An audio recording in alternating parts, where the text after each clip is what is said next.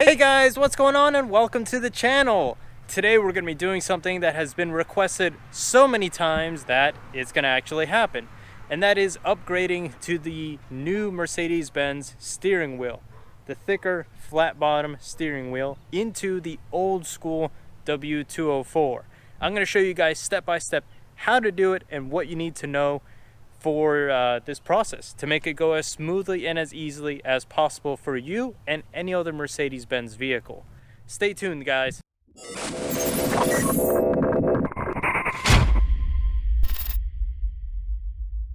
The very first step that we are going to have to do is disconnect the battery from the vehicle. So go ahead, open up your hood and push it all the way up to service mode. That way you guys have enough space to work with. The battery is going to be located in this area right here. This is your fan blower section right here. So to access it, all you're going to want to do is disconnect these clips. Just be careful. This is plastic and it does have the tendency to break. So just be cautious as you guys open it. And then I know this one over here is broken on mine. So put that right there. And then the middle one, you're just going to take 2 fingers and pull straight up. And then put that right there. And with that out of the way, you guys will be able to lift this straight up and access your battery. Next thing that you guys want to do is disconnect the negative from the battery. That is this one right over here. So we're going to go ahead, take a 10mm, loosen this up, and then disconnect the negative from here. The reason that we're doing this is because we will be disconnecting the vehicle's airbag. And this is something that you guys want to take seriously. This is no laughing matter, and you can get violently and seriously injured if you fail to do this step. If something goes wrong, it's a very, very rare chance.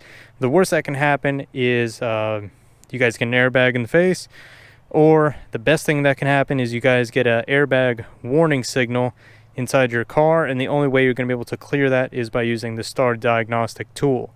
So rather be safe than sorry. Disconnect the negative on the battery. Go ahead and just pull it straight up once you guys have it nice and loose, and then apply something in this area to prevent the negative from coming down and making contact with the post. What you want to do is open up all the doors and allow the vehicle to discharge quicker. Because if you guys don't do this, you're going to have to wait 30 minutes for the vehicle to completely discharge. So let's go ahead, open up all the doors, making sure that nothing's illuminating, that there's no electrical charge.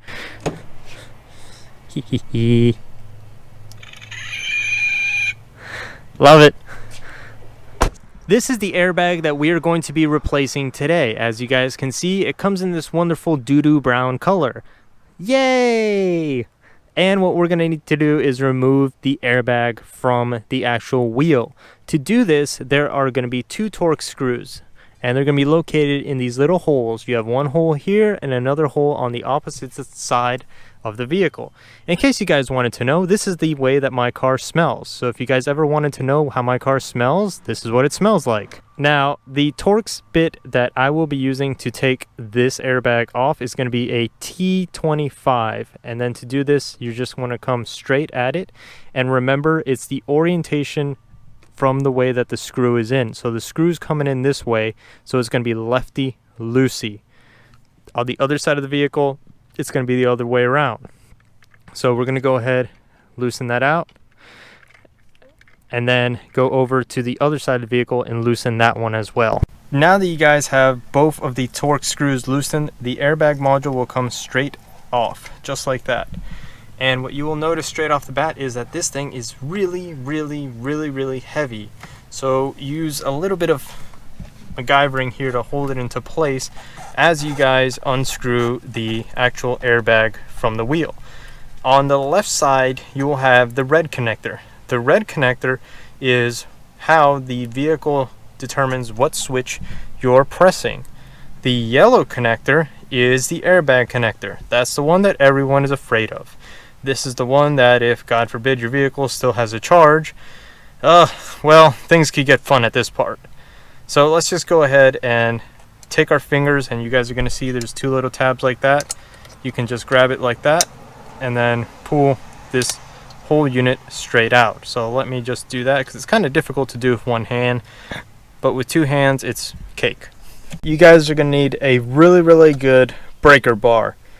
This is Beatrice, and she is good at breaking nuts. I went ahead and I fitted her with a 10mm hex bit, and what we're going to do is get that hex bit in there just like that. There you go. And then I'm going to grab her way up top, grab onto the steering wheel and hold on for dear life. This is probably the only time in my life I've ever wished I had muscles like Flex, and I could flex this off in one swing. So let me give it my best shot.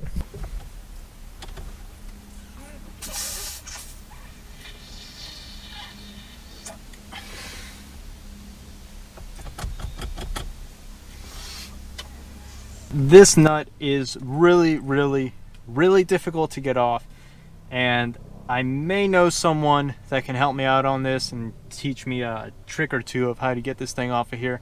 Let me just go ahead and give them a call.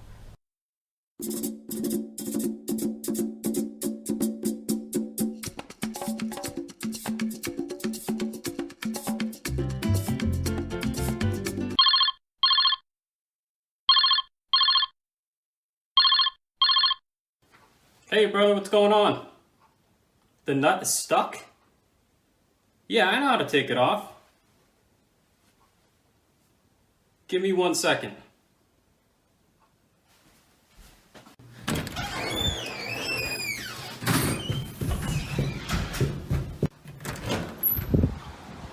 Oh babe!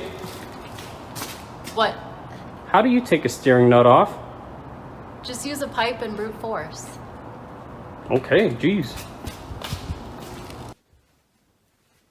Hey, so what she said, I mean, what you want to do is grab a pipe and use brute force and make sure you flex the crap out of your muscle. Yep, cool. Good luck, bro.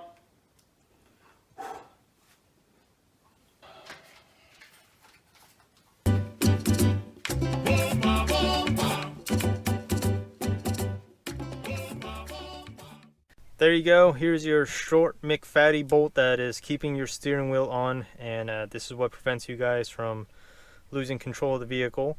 It's going to be really important that you guys torque this thing down to 100 foot-pounds, and that you guys apply medium thread locker on here before you guys reinstall it onto your new wheel. Also, for the next step, this is going to be really critically important as well. Some cars already have this done, but as you guys can see there is a notch right there on the bottom, and there's a mark that is marked onto my steering shaft. That indicates the 0 position. It's going to be really critical that you guys reinstall your steering wheel onto the 0 position, because you guys can do a poor man's alignment, and that is when you guys reinstall your steering wheel the wrong way, and you guys will be driving down the road and the vehicle will not be it will be going straight, but your steering wheel is going to be all crooked. So it's really important that you guys get it lined up correctly to that 0 position. And then, as you guys can see here, with the steering wheel off, we are greeted with the clock spring of the vehicle. The clock spring, despite its weird and unusual name, is actually no more than the electrical ribbons. You guys can see here, there's ribbons in there that go to the controls of your steering wheel. And it's pretty simple. Luckily for Mercedes-Benz, this whole unit right here is universal for all of their models, with the exception of the SUVs. The SUVs have a different one, slightly different one than all the cars. All the cars have the exact same one. And what I'm going to have to do in my case, because I have a brown cover and I have a brown boot, I need to take this trim piece off, and I need to take all of this off the vehicle. And the reason for that will be explained in full detail as soon as I take this whole thing off. I need to get access to this whole leather boot area here because I want to replace it all, and I don't like the color brown anymore. So I'm going to go ahead and insert my fingers right here up top, get myself a nice little grip up here, and then I'm going to pull down here, and as I pull down, I'm going to come around, just detaching this molding from the vehicle entirely. If you guys have a trim removal tool, you guys can use that too, but I found that doing it with my fingers is actually pretty dang easy. And as you guys detach it from the top, detach it from the bottom, just like that, and the whole trim piece is out of the way. Now with all of this out of the way, I have access to this leather piece, which I'm just going to pull aside like that, and the whole thing's just going to detach like so. And with it completely detached out of the way, I'm going to begin to pull this out. In astrophysics, to remove this from the vehicle, it's pretty simple. Just grab firmly and pull straight out like that. Here comes the trick part. Don't yank past this point now, because inside here there is an electrical connector that we have to detach, and we have to move it to the new steering column. There is a yellow connection in there, and there is a black tab on top of it that is holding it all into place. You want to carefully lift that black tab out of the way, which is that one right over there. You want to lift that out of the way and then unplug your old column from the vehicle.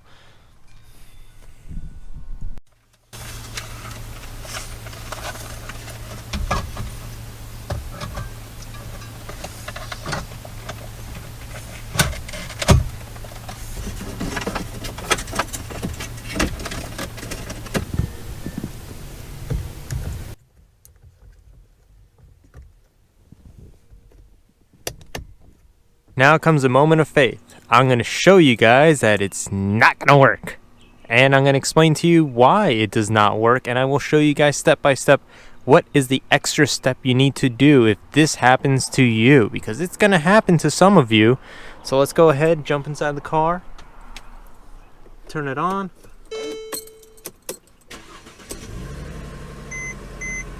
Everything's firing up.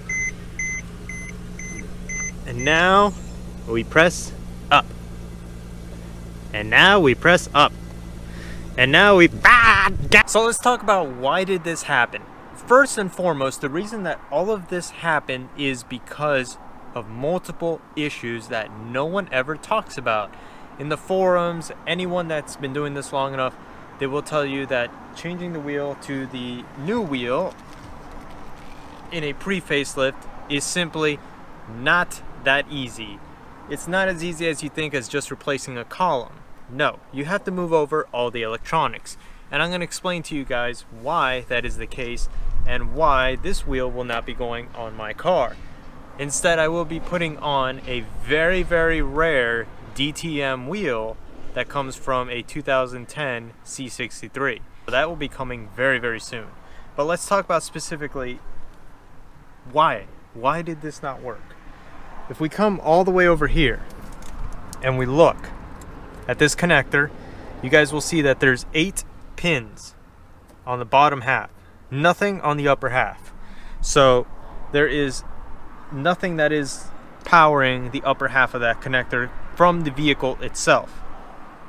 The factory column for my car only has pins on the lower half, so that's why this wheel functions.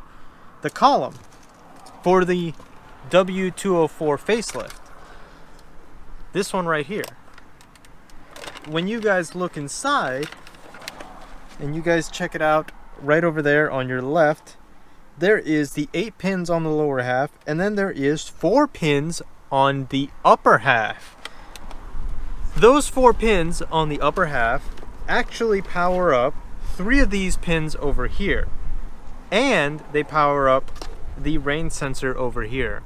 So unfortunately the maximum rain sensor setting will not work on my vehicle, and neither will the steering wheel buttons. Unless I were able to replace that component, it's not going to happen. And I know what you guys are thinking, well, why don't you just use your old column and just put the wheel on it? That's not going to work either, because what happened is Mercedes decided to change the configuration of the pins. Whereas the old wheel, as you guys can see here, the red one, there is ground, power, and signal. In the new wheel over here, it is a completely different order. It's actually power, signal, ground. So this will not even power up on my car. It's a very unfortunate situation, and I did this, like I said, it's a lesson learned to show you guys not really to believe everything that you guys hear and see on the internet. Sometimes it's best to show you guys in person that sometimes these things just don't function the way you want them to. And there's going to be some people that are going to try and prove me wrong, and I simply just ask them, show me on a pre-facelift all the components that you have and show me all the wheel functions working correctly along with the illumination. And you're going to find it pretty hard pressed that nobody's going to find all of that actually working together. But that's okay. Like I said, I'm replacing this wheel with an age appropriate one for my car. It's going to be the DTM wheel, and it looks nice, and a lot of you guys are going to love it when it comes in. So look forward for that video. And at least in this video you guys learned how to change your wheel, so if you ever wanted to, you could easily do it. Now at the same time, some people are noticing that the screen is gone. The screen is indeed gone, but it's going to be going to a good home. It's going to be going to one of you guys. Somebody may have the chance to actually win the whole component that was up here on the car. And to win that contest, simply leave in the comment section down below. Tell me who is someone that you would love to sit down and have coffee with. Just go ahead, tell me who it is and why would you want to have coffee with them. And at the same time, I'm going to be also getting a lot of flack from everyone telling me why am I doing this? Why am I getting rid of the screen?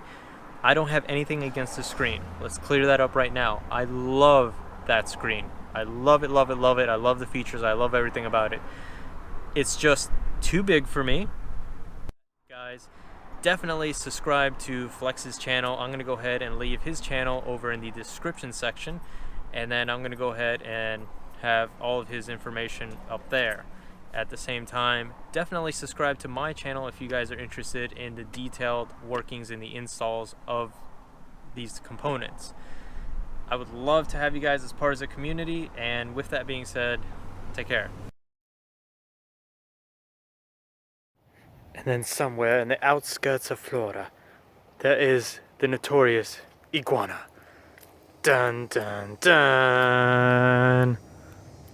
These things fall out of trees like icicles when the weather gets cold, and they'll often rear their head at you and lunge at you if you get... Oh shit, holy shit, that one's fast.